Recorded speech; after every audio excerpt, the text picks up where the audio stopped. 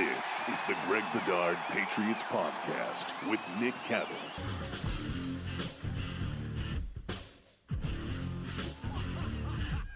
This episode of the Greg Bedard Patriots Podcast with Nick Cattles is brought to you by FanDuel, the exclusive wagering partner of the CLNS Media Network. Sign up now at FanDuel.com/Boston and claim your $200 bonus. Also, we are brought to you by Indeed. Join over 3 million businesses worldwide using Indeed to hire great talent fast. Indeed.com/Bedard. Greg, happy to be back and talking Patriots football with you. Let's start with the headlines. And, of course, everybody is talking about Mac Jones. The report, as you say, that shall go unnamed, has been mentioned an awful lot. Lots of people talking, lots of people tweeting. What are you hearing? Yeah, so, if you're not going to credit people for 15-hour scoops, then, you can go pound nails and people can go find your stuff. If you're going to be petty about stuff from years ago, like a child, then you're not going to get credit. People can figure it out on their own. Here's the deal. So, there's this report that I guess the Patriots Belichick, the Patriots have been shopping Mac Jones, not sure about the teams, but these are the teams that you would think would be in the market for it. I've talked to two of the teams that were identified in that report. Both of them have no idea what they're talking about, that they have not had any of those discussions.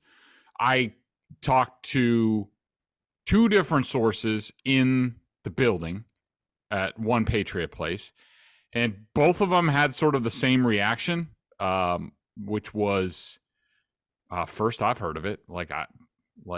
It would surprise me. I mean, I don't know. I haven't heard anything about this. I don't think there's a whole lot of fire to this smoke. I will add that the Patriots, and, there are various sort of segments made up of the Patriots in terms of the front-facing franchise when it comes to the media, were given ample opportunity, I'm sure by multiple outlets, certainly by me, to come out strongly and refute this report, and they have not. And they know how that looks. It's not a good look. And it basically gives credence to the report that they will not come out and knock it down. So, what do I think is at play? What do I think is true? I think this really boils down to that Belichick is throwing a bit of a temper tantrum against Robert Kraft. It's been sort of a slow build, and this is what you get when you don't make changes when you can, like Kraft could have made a change after this past season, considering that the entire season went down the tubes because of Bill Belichick's decision to put Matt Patricia and Joe Judge in charge of the offense, which everyone but Bill Belichick thought was going to be a complete disaster and was. As we talked about before, Kraft went into that final meeting or the meeting after the season. And, Bill said the right things. He said what he said. Now at this point has a look. He said what he knew Robert needed to hear, that he could just get beyond this and then Bill could go do his thing like he's always done. And that's the way this offseason's gone, where he said the right things. Bill said, okay, fine, you can put out that press release. Notice they haven't followed up on that in terms of Jerod Mayo's contract or, what have you. They didn't have an offensive coordinator search. It was Bill O'Brien and a bunch of position coaches who couldn't do the job even if they wanted to. Ever since that point, Bill's done exactly what he's wanted to do, except, and it still looks embarrassing to him what happened last year. And so I think Mac Jones has been made out the scapegoat.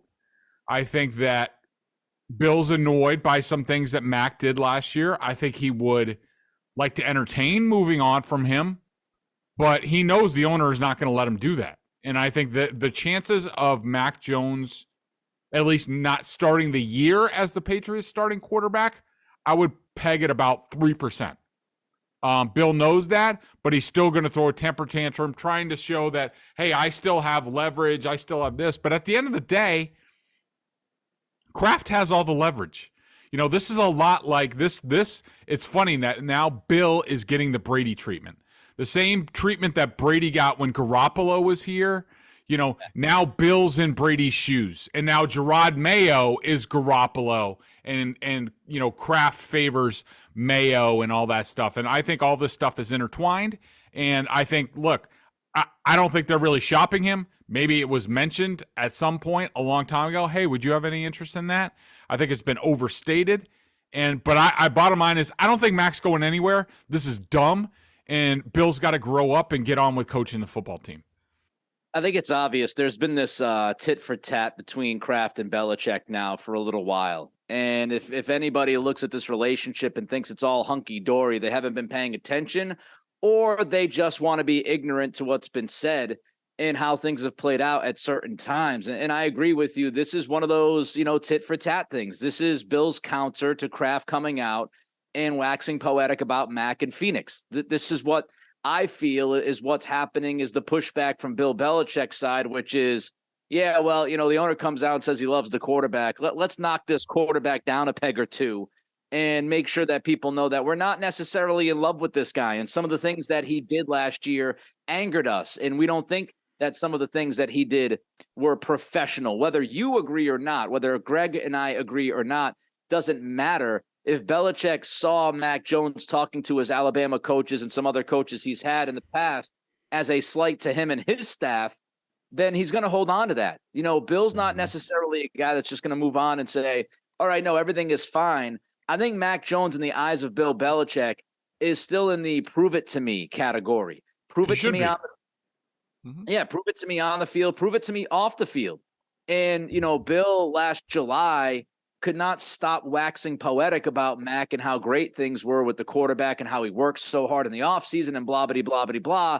And then there was this obvious shift. And the obvious shift came along with Bailey Zappi and that whole debacle that happened on Monday Night Football. So I think this is the continuance of the story of Belichick versus Kraft. Kraft trying to let the fans know that he sees things are not going great. He obviously does not feel comfortable pulling the trigger and firing Belichick just yet after the last 3 or 4 years. He wants to give it a little bit more time. I do feel like this is it for Bill this season. He has to prove it or he's going to be done. And I find it fascinating, Greg, that, the quarterback and the head coach are in a similar situation right now. Mac has to prove it to Belichick, the football world. Meanwhile, Belichick has to prove it to Robert Kraft that he is still capable of running the ship the way that Kraft wants him to run the ship. So it's one of those things that even though the quarterback and the head coach might not be seeing eye to eye right now, it is absolutely 100% unequivocally in their best interest to get on the same page by training camp because they need each other and they need to win football games. The other part I completely agree, Nick. I think, and I wrote this in my column, I think this past weekend where, I said, look, we all know this is a referendum on Bill this season. He's building the team exactly how he would have done it 20 years ago. Damn the changes to the game itself. And to me, and if this doesn't go well, and look, as of right now on paper, how it looks in the gambling markets, the Patriots are the worst team in the AFC East. Now, I don't think that's going to happen. I think, something will happen, injuries, whatever, who knows what Tua does. But you look at it, if they do finish last, which is probably a losing record, I have a hard time seeing Bill back for, another season, which would mean another season to get to Shula. And so to me, at some point in time, Belichick's going to wake up and realize no matter how difficult I make this for Robert or how much of a pain in the ass, even though I there's still a lot of time left in this offseason. I kind of have my popcorn. Like, who knows? I mean, like I said, we talked about before the start of free agency. I was like, is Bill trying to get fired Costanza style? I don't know. He's off to a blazing start. But if he wants to go out in a blaze of glory, at least for this season, he's got to know he's linked to Mac Jones. Like if Bill wants to do what he wants to do, he has to do right by Mac Jones. That's clear from what how the owner has talked on and off the record. No doubt about it. And the timing of the story is interesting. That's the last thing I'll say about it, because if you think the circumstances, you bring in Bill O'Brien. Bill O'Brien is seen as a quote unquote Mac guy, whether or not that's true. he is seen as, hey, Bill O'Brien could really work with Mac and make Mac better. And this was all in the idea of developing Mac, the development that did not happen last season because of the fakakta plan by Belichick, which backfired in tremendously horrible fashion. Now you try to get the young quarterback back on the rails. So you bring O'Brien in. Would O'Brien work with the next quarterback? Who is the next quarterback if Mac is traded? You've had a lot of QB movement already. You've had guys like Baker Mayfield sign elsewhere, Marcus Mariota sign elsewhere. You, of course, have had Jimmy G sign in Vegas. So you have the Aaron Rodgers thing happening with the Jets right now. So if you were going to earnestly shop your quarterback and get him moving, I just feel like these talks would have had more heat behind them to this point. I understand the idea of wait until you get to the draft and see what happens and what shakes out. But if you really want to address your quarterback position, you address it ASAP in the offseason. You don't wait a month or two. These conversations happen, and you have to have a plan. You're not just going to throw somebody into the mix, especially given what we just talked about with Belichick.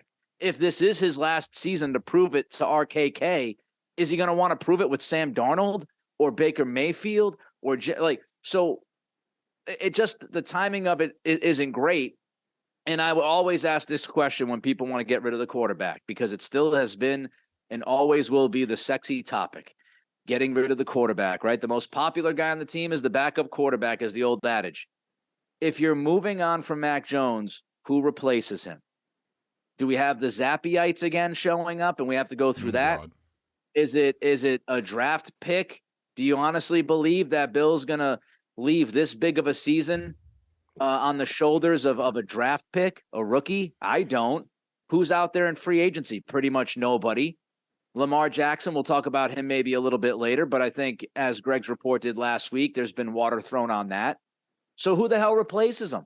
Like, even in theory, even if you want to move on from Mac Jones, who are you bringing in?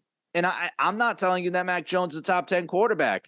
Neither is Greg. We've said we think he's a starting quarterback in the league. We think he has some traits that could lead him to be a franchise quarterback. But, even replacing a guy, say in the top, 15 to 20 isn't the easiest thing in the NFL, especially when the head coach has all of these questions circulating around him and his ass might be on the line. So I don't see it. Nick, another story. Nick, let me ask you this, because I was just having this thought. Okay. Sure. Say you're the owner of the Patriots. Okay. Yeah. And Bill Belichick is the coach, and what happened. Okay. He had earned the right to do what he wanted to do last year with the coaching staff, even though it made no sense to anybody. If I say I was the owner, and then I want to get your take. If I were the owner, Bill came to me and he was pissed about the year, pissed about the quarterback, and wanted to do like X, Y, and Z at the quarterback position. If I were the owner, I would tell Bill, hell no, you are not. You are not doing this. We drafted that guy in the first round. He had promised his first year. You screwed him up last year. He gets one more year with a real offensive coordinator that I hired, with a real offensive line coach. We'll see if that guy works out. But you have to at least give it this year. Like, you can do whatever you want in terms of getting a developmental guy like a Hendon Hooker or something like that in the draft or whatever. Even if it's like Will Levis, I don't know, in the first round. Like, you want to do something like that? Fine. But for this year, it's Mac Jones. You got to put it all back together again. And that's the way I feel. I don't know how you feel. What would you tell Bill coming off this season if he was throwing a temper tantrum and wanted to make moves at quarterback? It's a fascinating question, and it's a difficult position for Kraft, obviously, because you do have the last 20 plus years, and we keep talking about it where, the Brady era, post Brady era, what happened, the COVID year, how much do you play into it, all those things, right? And what I would say to Bill is, look, I agreed with the whole Cam Newton thing. I gave it the Cam Newton, Jarrett Stidham experiment. It didn't work out. We drafted Mac Jones. First year, as you said, Greg, rookie season. He had a good rookie year. He showed some promise. And instead of developing this guy, we screwed everything up. You screwed everything up. And I tend to agree with you, Greg, where, you give Mac another year. Look, the quarterback position, as we all know, is the most crucial position in the NFL. And it's not just because of what they do on the field. Financially, it is the biggest decision that you make as a football franchise. Period. End of sentence. Because there's two ways to build a team. And I tweeted this last week when all the Lamar Jackson stuff came out. You either have an elite quarterback and you say, we're going to pay that guy just buttloads of money. We're going to back up the Brinks truck. We're going to give him $45 million a year. We're going to give him, 150 to 175 million guaranteed. He's the guy, a la Patrick Mahomes, Josh Allen, etc. Or you go the cheaper quarterback route and you surround that cheaper quarterback with a bunch of weapons, right? Tua Tagovailoa, Brock Purdy out in San Francisco. That's the other route that you can take. Now, the perfect scenario is a Cincinnati scenario where you have the elite quarterback on the rookie contract. That is the magic. That's when you can really do damage and you can become one of those, legitimate contenders year after year. Here's my thing. If I was Kraft to Belichick, I would say, well, okay, I understand you want to move on from Mac, but what is your plan? Because if you're going to move on from Mac Jones and you're going to give me another young quarterback, are you surrounding that young quarterback with legitimate talent? Are you going out and are you trading for Jerry Jeudy? Are you going out and trading for DeAndre Hopkins? Are you going out and signing Odell Beckham Jr.? Are you going to go out and give the guy at least a legitimate bona fide starting offensive tackle? What are you doing in the draft? How are we spending those draft assets, Bill? What's the draft capital look like? Are we supplementing our young quarterback? Because if you don't bring back an elite quarterback in return, then you best surround him with the weapons that he needs. And that's my issue with this entire thing. Look, if you want to move on to Lamar Jackson, then I understand. Like, he's an elite quarterback. You might think he's great, whatever, right? Okay, then you went out and you got the big fish. And the rest of the team is going to have to be fit around that payment structure for the next several years. But if you're not interested in Lamar, or you don't want to pay Lamar the money, but you're also not willing to surround Mac Jones with a legitimate, wide receiver one, with a guy that is, who I'm talking about, the Jamar Chases of the world, those guys. If you're not willing to give Mac one of those toys to play with, and if you're not willing to build other parts of your team to be elite, I'm not talking top 10 defense. I'm talking San Francisco, top defense in football, top 2 defense in football. Then you're giving me a half measure. You're sitting on the fence because you're not giving me the elite quarterback, but you're also not, supplementing Mac Jones with as much as you could supplement him with, because you're playing cap games and you're doing business as usual. So maybe Bill, if I were RKK, that's what I would say is, okay, if we want to move on from the quarterback position, what is your plan in entirety? And if I don't agree with that philosophy, we have to sit down. We have to have a conversation.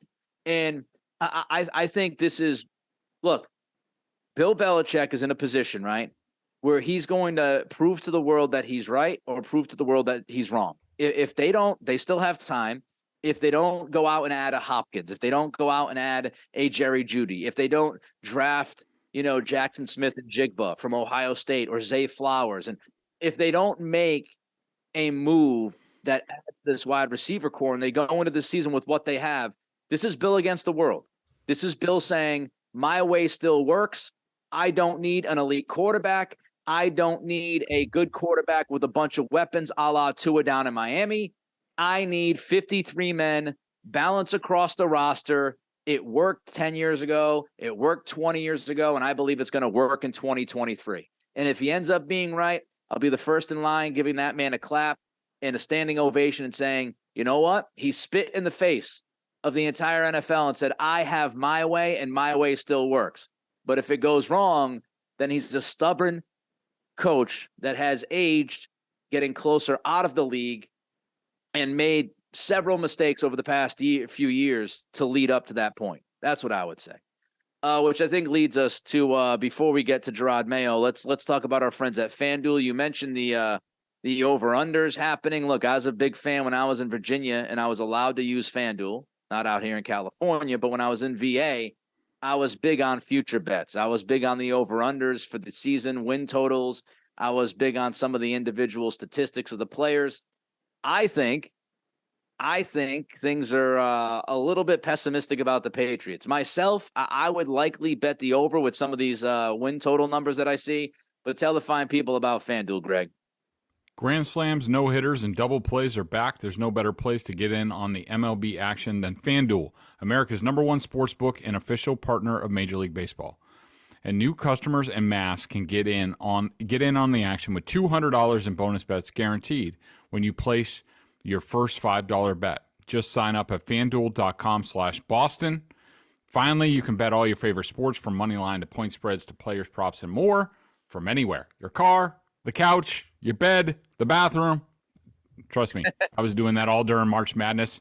Made a little pretty penny during that. So now bet on an app that's safe, secure, and super easy to use.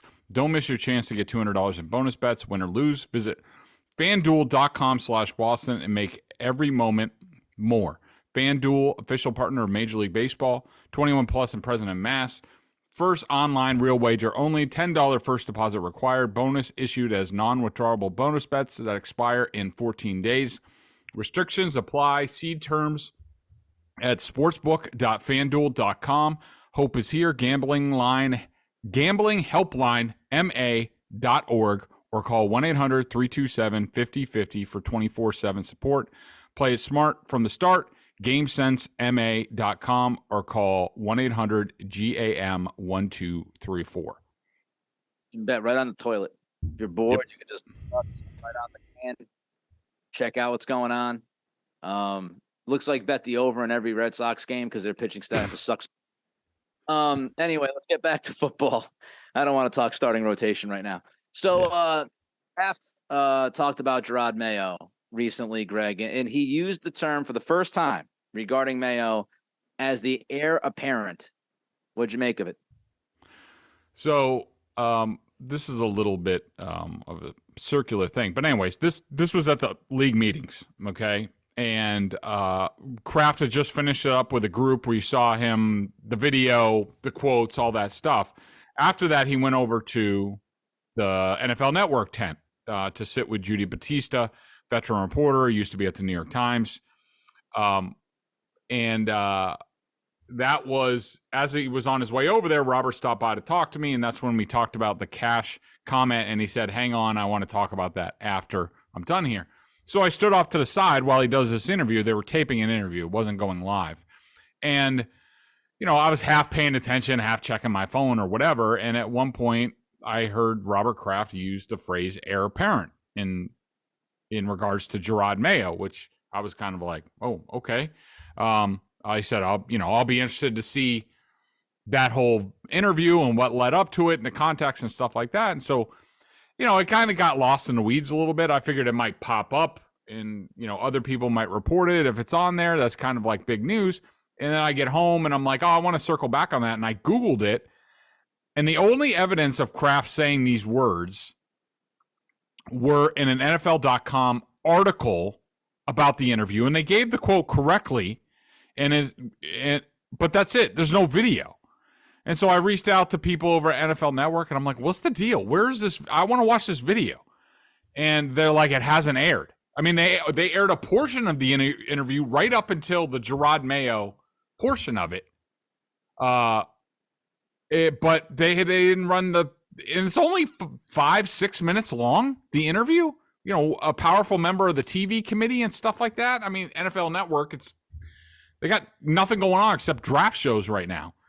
And I was told it was supposed to air yesterday, or at least it looked like it was going to air yesterday, but it did not. Judy Battista was just on at 1:15, and she, again, said what Kraft said about Mayo and heir apparent and stuff like that, but still no video. Which is, I'm sorry, it's weird. And it sounds like, so basically, during the interview, Battista used the phrase heir apparent first, okay? And I've seen the video. Somebody sent it to me. I've seen it. I can't publish it. It's their property. I can't do that. But Judy says, you kept Jerod Mayo, and you've talked a lot about your respect for him and your admiration and the fact that you don't think there's any ceiling on his career and that he will be a head coach. Do you view him as the heir apparent to Bill Belichick at the Patriots? Okay? So Judy has used the phrase heir apparent. It's quite easy for Robert Kraft to say, I don't know about that. That's some time off. We have a pretty good coach. We'll see what happens. We have some good candidates on staff. Bill O'Brien. Whatever. Right. Easily, you could easily dance around that. But Kraft doesn't do that. He says, well, he's definitely a strong candidate to be the heir apparent. Okay? But we have some other good people in our system too. So right now, we have a good head coach, and we're doing everything we can to support him and make sure we do everything we can to win. So Kraft didn't steer away from the heir apparent contract. It would have been a comment. It would have been very easy for him to do. He steered right into it. And for the first time, he didn't have to use the words. I think that's why. I think somebody from the Patriots was monitoring the interview, heard him use the words, and didn't want the sound bite in the video of him saying heir apparent Jerod Mayo in the same sentence. And it's out there because they can't quite bury it because there are reporters like me around, but there's no video for them to play. I think this was a deliberate act. I don't know how significant it is, but I do think it fits into the whole fabric of what we're talking about, the whole Kraft Belichick dynamic, where Bill is, why Mayo is here, why he turned down head coach interviews. I think it's all intertwined. And I do think that Kraft, while he hasn't told Jerod Mayo he's the heir apparent, has walked right up to that line with Mayo. And there's a sense of, we're giving Bill this year to see if he can get things back on the track, like we talked about with the 2024 discussion. But if it doesn't go well, you're the guy. I don't know if he's quite told him that, but I think he's gone right up to the line with that. I think it's all related too. I agree with you. When we talk about the Belichick Kraft tit for tat, I think this is another counter from RKK, his ability to kind of throw Mayo out there so Bill knows, hey, look, I think Bill knows anyway, but it's just another reminder of, if you continue to slip, we've got a guy in house. We love this guy and we don't want to lose this guy. So if there is any more slippage, Bill, love what you did with the program for 20 plus years. Can't thank you enough. You'll go down as the greatest coach of all time, yada, yada, yada. But it's time to move forward with Jerod Mayo. I also wonder if Kraft and the Patriots were concerned about Kraft saying this publicly on camera and how the league would react to that, because, of course, there are certain protocols you have to follow when it comes to hiring people and interview process and all of that. And maybe they can't do that. They can't name him the heir apparent. They can't do that. So I think it's probably also that, which is we don't want this public for public consumption. And I would imagine they hope that this thing would have slid by, but Greg was on it and it did not slide by. So I think they're trying to protect themselves as well. That's part of it. That's right. Don't watch. Before we get to our BSJ member question of the day and Greg's annual rant about draft visits and contacts, I want to say two things about the Lamar Jackson thing. First of all, just to add some context, because I know people are in the New England vacuum, and they should be in the New England vacuum because that's what they care about and what they're passionate about. I'm in a position to kind of keep an eye on a lot of different things as well out here in Sacramento. And a couple of things. Nobody really knows what Lamar Jackson's contract demands are. I know people keep throwing out $200 million guaranteed. I know people keep throwing out Deshaun Watson. He wants more than Deshaun Watson had and all that from Jimmy Haslam. It's never really come out what he wants. Everybody figures it's around $200 million guaranteed, but there's been no word about structure because, a couple of things. Lamar doesn't have an agent, which I think has really screwed things up here. And also, it's tough to have owners on record saying anything about contracts. The other thing I would say regarding the financial part of this, a lot of people are looking at Deshaun's deal. The deal I look at is actually Kyler Murray's. And so if you wanted to bring in Lamar Jackson, like everybody's kind of wrapped up in this, the Browns screwed up paying Watson what they did. And they did. Jimmy Haslam's a clown. Terrible contract. He blew everybody out of the water because he was desperate to find a big name quarterback. But Russell Wilson signed for $161 million guaranteed. It was really Arizona who screwed some teams up too, because Arizona jumped in and gave Kyler Murray just under $190 million guaranteed. So that Kyler Murray contract gives Lamar Jackson more to stand on because he could point towards Kyler and say, well, he's making 190 million. I need 200 million. It'd be a tougher jump from 161 to 200. So the Arizona Cardinals did not do any favors for the rest of the league either at the quarterback position. And finally, it all ties into Belichick's history. Like, I know you go back to like 2010 and they gave Brady what was called the richest contract at the time. But Belichick, as we know, his long history, he doesn't like paying a gigantic portion of the salary cap to the quarterback position. And so, if you're bringing Lamar in, that's what you're going to do. And you're also giving up assets. So really the fascinating part of it, Greg, and I didn't hear a lot of people say this last week, the fascinating part to me is you've got a big decision to make on Mac after this season. And, are the Patriots willing to pay Mac Jones $35 million a year? Or do you just say, screw it and bite the bullet and go out and get a Lamar Jackson and pay him $45 million a year? That's really what you're looking at. And that's going to be, to me, the compelling decision made. Is Mac Jones good enough to justify making that kind of money? Or are you going back into the draft pool or finding another way to acquire a quarterback? So there's a lot to be decided here. All right, Greg, your annual rant against the draft visits and contacts quickly. What do you got? Oh, I was just, we talk about this every year, but there's always reports, especially this dead time between free agency and the draft. And everybody's like, what the Patriots had this contact with this team. They're bringing in for a top 30 visit, blah, blah, blah. It doesn't mean anything. It doesn't. Like, it's just information gathering. The overwhelming majority of the top 30 visits, that's when you get 30 visits where you can host a draft prospect. You only get 30. The rest of the league knows. You have to report it to the other teams. So the other teams know exactly who the Patriots are looking at, which, Belichick knows and is going to screw with that. And, overwhelming majority of them are going to be underclassmen because you can't talk to them at all-star games. It's really just the draft, the pro day, the Zooms. There's a lot of Zooms going on this time of year, and the top 30 visits. There's also medical checks for some of the guys. But I was just looking back at, I think it's, over at 98.5, what's his name? They love doing this stuff. I forget what his name is. Doloff. Matt Doloff loves, he does a great job. He puts together a blog with all these contacts and all this stuff. And I was just going through it. And some of the guys we talked about last year that the Patriots, that we wanted the Patriots to maybe look at, like Devin Lloyd, Quay Walker, Trent McDuffie, Kier Elam, all these guys, like some of them were top 30 visits, blah, blah, blah. They only drafted 2, Jamison Williams, Chris Olave they talked to, like all these guys. They have contacts with everybody. They only drafted 2 guys that had reported contact with the Patriots that I see, and I haven't looked through the whole list. Jack Jones and Marcus Jones. That was it. Like, it wasn't, I don't think, their top draft picks, I don't think they were out. Cole Strange, I don't think there was anything linking them to Cole Strange. So it doesn't, Cole Strange is not on the list.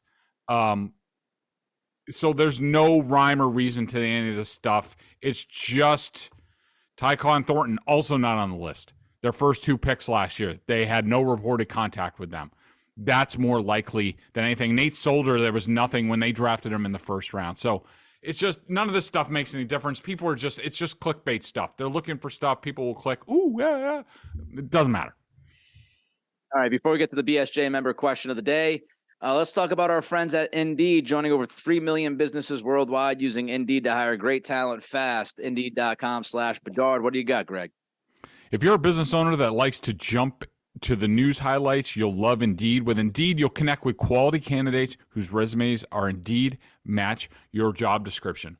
When you need to hire, you need Indeed. Indeed is a hiring platform where you can attract, interview, and hire all in one place. Don't spend hours on multiple job sites looking for candidates with the right skills when you can do it all with Indeed. Trust me, I did this when I was looking for a Bruins writer. I was going all over these places. Yeah, no, I just went to Indeed. They hooked me up. I was able to narrow in on our guy fast. Find top talent fast, and Indeed's suite of powerful hiring tools like matching, assessments, and virtual interviews Hate waiting? Indeed's U.S. data shows over 80% of Indeed employers find quality candidates whose resume on Indeed matches their job description the moment they sponsor a job. Candidates you invite to apply through Instant Match are 3 times more likely to apply to your job than candidates who only see it in search, according to U.S. Indeed data.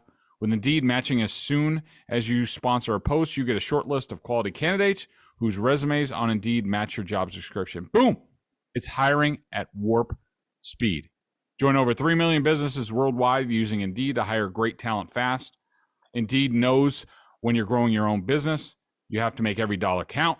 That's why with Indeed, you only pay for quality applications that match your must-have job requirements. Visit Indeed.com/Bedard to start hiring now. Just go to Indeed.com/Bedard. Terms and conditions apply. Cost per application. Pricing not available for everyone. Need to hire? You need Indeed. Indeed.com. BSJ member question of the day. Greg, what do you got? So this is from R.H. Langen. This is sort of on topic to what we were talking about before. Greg, I know you've been skeptical of the idea that BB deliberately got rid of players who actively dissented about the disastrous coaching last year, and certainly Kendrick Bourne still being on the team discounts that argument. Yeah, we'll see how long he is. But since it feels like the only thing BB has been proactive about this season is slinging mud at Mac Jones, it doesn't seem like a huge step to conclude he's just digging in his heels in spite. To spite everyone, Mac, Kraft, the fans, etc. The way you wrote this column makes me think that you got some confirmation that your speculation about 2024 has some merit, but maybe Kraft should have taken a page from Bill's book about being a year early rather than a year late. Good points by RH there. I haven't gotten any confirmation. I will say nobody's come up to me and be like, Bedard, what are you talking about? This is normal for us, like what we're doing or what we're doing in 2024. I just think, like we talked about earlier, I think you put together the whole landscape, and the sound bites, especially from Robert. And, I don't know. I think you put it all together with 2024 and so much cap space and not a lot of people signed, and there's people to sign to extensions. You got the 5th-year option on the quarterback next year. Like, I think Bill is on his 3rd strike now, and now everyone's just waiting to see what he does this year. He's doing it the way he wants to do it. We'll see if it works. It could. I don't know. And then he triumphs and he can do whatever he wants. But I think more people are skeptical at this point that Bill knows exactly what he's doing and that it's going to be successful. And so I think it's good on the Krafts to be like, okay, Bill, we'll give you one more chance. And you can do whatever you want to do other than the quarterback. But we reserve the right to make a choice after the season, just letting you know. That's where I think they are.